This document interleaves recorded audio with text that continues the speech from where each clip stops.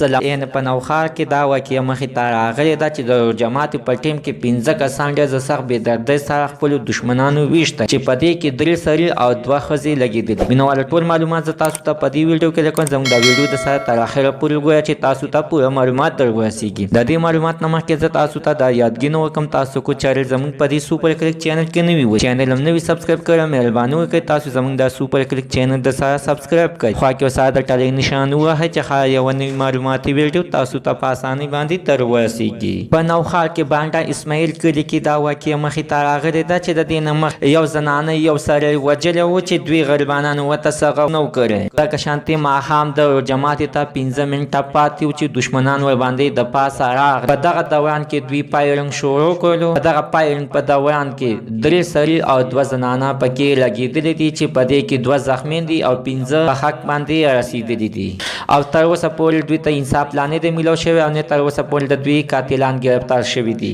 عزتمنو په ورځ کې دغه شانتې ظلمونه شروع دي چې 13 ورځ دغه شانتې په ثوابۍ کې 2 کسان ډېر سخت بې دردۍ سره قتل شوي وو. په دغه روژه ده په دې روژه کې خپل دماغ یا صبر کوئ د صبر نه کار اخلئ. مینوال دغه کورنۍ ته د انصاف ورکړل شي. دوی سره ظلم شوی دی زیاتی شوی دی دوی ته د انصاف ورکړي. الله تعالی دې د دغه کورنۍ ته د زړه صبر ورکړي. مینوالو زموږ د سره نننۍ معلومات ته د دې پورې د نوي معلومات لپاره د سره زموږ د سوپر کلیک چینل د سره سبسکرایب کړئ. خوا کې ساده ټلې نشان وهئ چې ښایي یوه نوې معلوماتي ویډیو تاسو ته په اسانۍ باندې تر ورسیږي.